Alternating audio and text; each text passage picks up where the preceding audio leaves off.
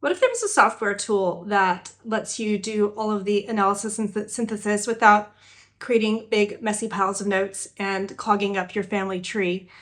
Hey, I really want to talk to you about Airtable today.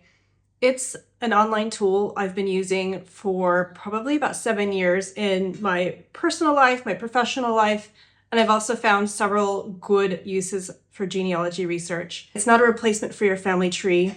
What this is good for is the messy, thorny, like figuring it out. So I'm going to show you today a couple of the ways I've used it.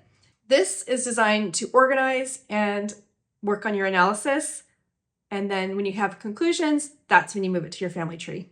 So if you don't know me, my name is Lisa. I've been a genealogy researcher going on 20 years, kind of off and on. In the last 20 odd years, a lot has changed in terms of records available to us, software, tools, AI. That's a real game changer. I think the beauty of it is that as there's more records available, we're actually able to work faster. And I don't mean in a sloppy way, I mean work smarter, not harder.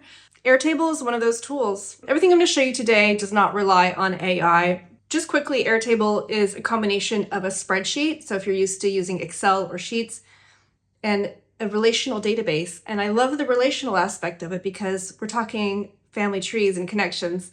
So essentially it means that you can connect information to each other, but it's done in a very controlled visual way. What I love about it is you can break down information like a document into the discrete parts.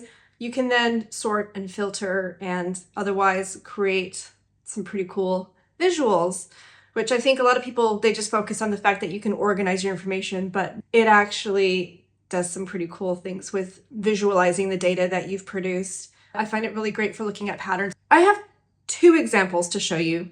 The first one is a will. So this one is for my 5 times great granduncle, and there's something like 50 some people being named, and it is actually more because it's a lot of 5 children of my half-sister. The tree extends into places in Yorkshire, but also just as many people in London. So I actually reverse engineered this particular Airtable project because I had already done the hard work of going through the will, transcribing, extracting all the names, and I just wanted to see how it would fit together. Now I'm convinced it would have saved me a ton of time because there's a few people that I haven't worked out who they are yet.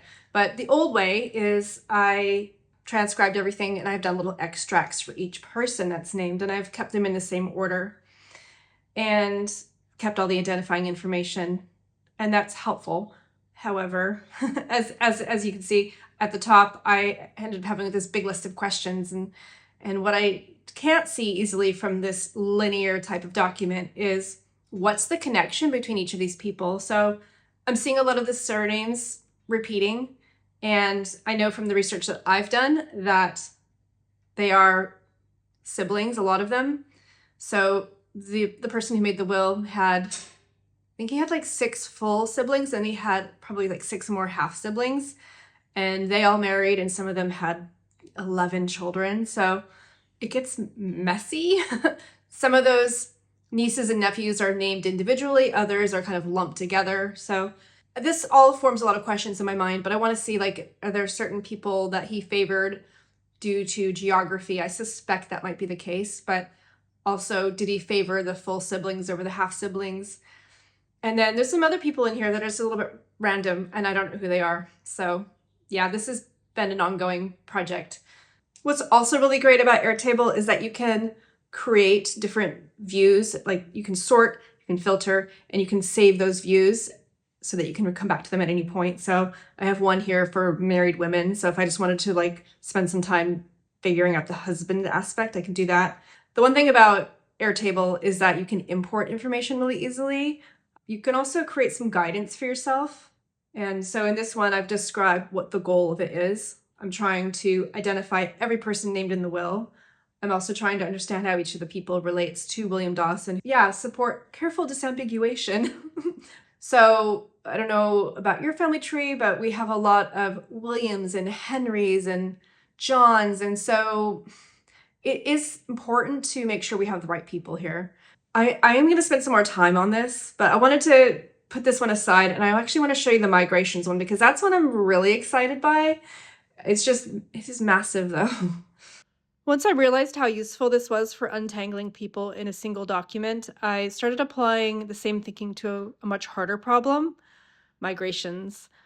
Because when the records don't tell you where someone came from, the only way to look forward is to look around and sideways, not straight ahead. What I'm trying to do is, I have a brick wall ancestor who pops up in Illinois. I've tried everything. I've spent 15 years, maybe more, banging my head trying to figure out this guy. Where did he come from? So, he's either born in Maine or Massachusetts, depending on which record you look at. So I'm going to construct the entire town district of that time period. So between 1835, when the town was founded, to probably about 1855. I actually know that by 1852, he and his family had moved on to Wisconsin, and I think a few others have as well. So I'm particularly using this to look at migrations. I have birth date and I have birthplace. So let's talk about locations. I'm capturing the birthplace separately from places that they lived before they arrived in Belvedere, which is the name of the town, because I want to see how people moved. I'm just looking at a wide variety of sources. And in this instance, I'm actually not trying to be perfect about the source. I just want to capture a brief citation, which is just to say that I can find it again. That's fine. Right now, I'm just looking for migration patterns. And if I was adding them to my tree, I would do a more thorough verification process. But for now, I'm just looking for place names. And what I do love about Airtable is the visualizations. Here's an example of what I mean. So using all of my data, I don't have to do any extra steps here other than tell it how to display the information. It does take a bit of time getting used to it. Because I've been using Airtable for so long, I'm able to do custom Airtables for people. I would love to work with people if they want to try this way of working. It's really useful if you're just a little bit overwhelmed by, say, the number of records.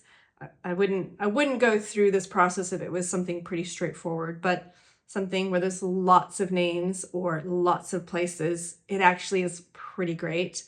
I've actually used this for DNA as well. I've kind of abandoned that one because so many DNA matches were appearing. I was like, I can't keep up. So, but that is another use for it. I'm also using it as a research log. So I could well imagine a research log being paired with any of these projects and just making it all one useful lump.